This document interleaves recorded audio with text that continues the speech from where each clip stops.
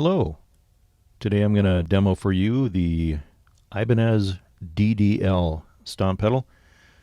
Pretty old piece of kit, all the way from 1985. Probably one of their first forays into digital delay, especially in a stomp pedal form. I know they had a lot of rack mount analog delays at that time, so this is probably pretty new for them back in the day. Let me just zoom in a little bit, show you the face of the pedal, and then we'll get right to the sound.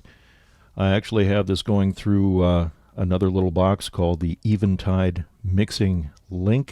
It's kind of a mic pre with an effects loop built in.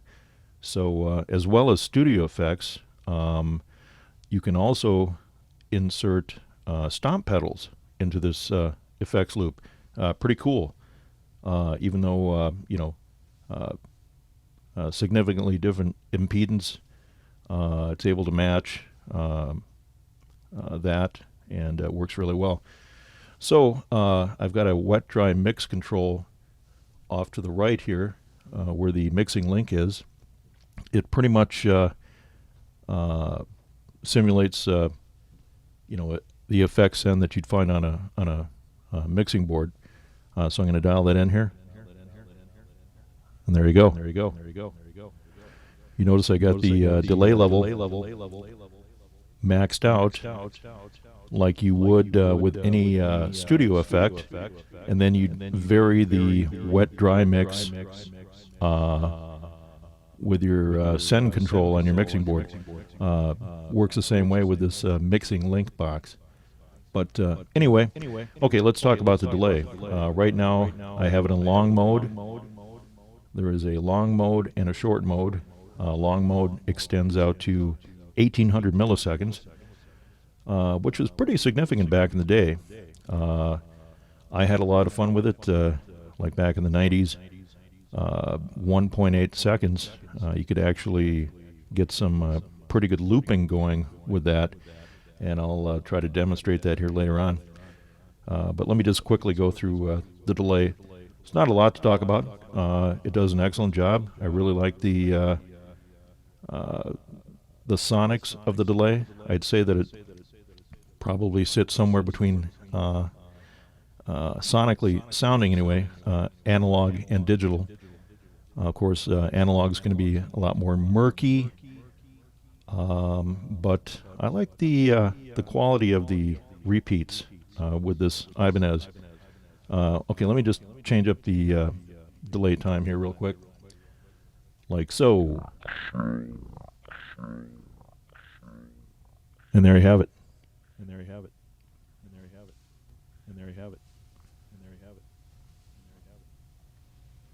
Okay, now I'm maxed out 1.8 seconds.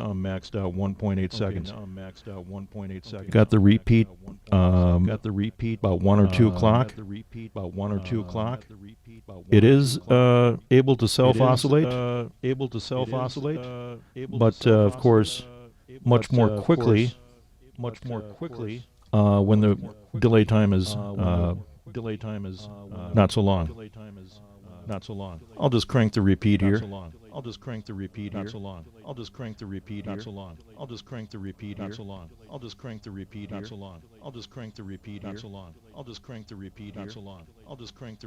So you can see it would take quite a long time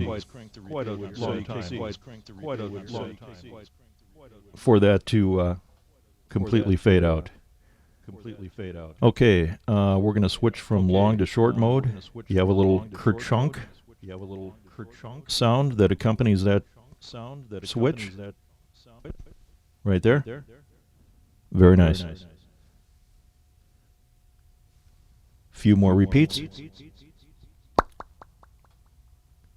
And that's the longest delay time in the short mode. Let's bring it back. There you go. Yes. 1, 2, buckle my shoe. There you go. Yeah, hear the self-oscillation? All right, let's lengthen that. Ouch. Sorry about that.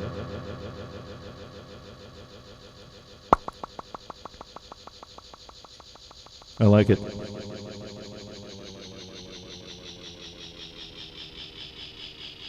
Pretty smooth.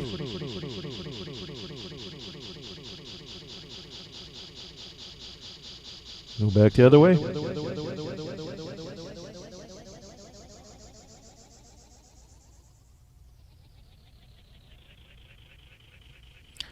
Okay. Now let's switch from short to long, again with the accompanying kerchunk.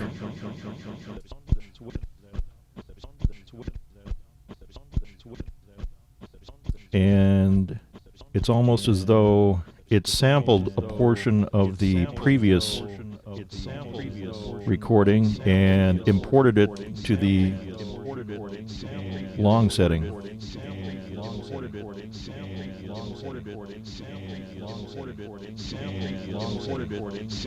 All right, let's do this. Let's do this. Let's do this. Let's do this. Let's do this. Let's do this. Let's do this. Let's do this.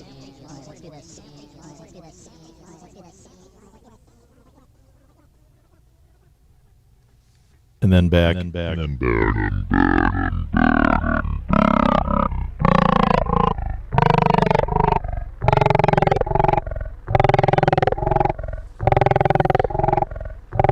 And of course that would go on for quite some time, so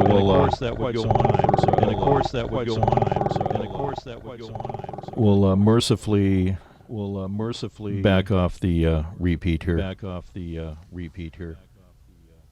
I really like the way this delay sounds. As I mentioned before, the repeats have this wonderful rolling off of the highs. Not as dramatic as you would find in an analog delay, but you can have a lot of fun. Especially if you get into a kind of a looping thing, you can kind of make the loops kind of gnarly by playing with the time control. Or hear that distortion. Now I've got quite a bit.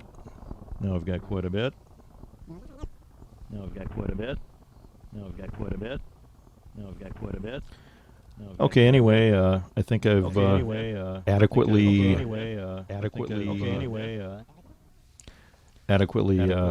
demonstrated the few controls that you do have with this delay. I mean, it's not a Swiss Army knife by any stretch, but I really do like the quality of the delay and the repeats. Very nice. All right. Coming at you. From 1985.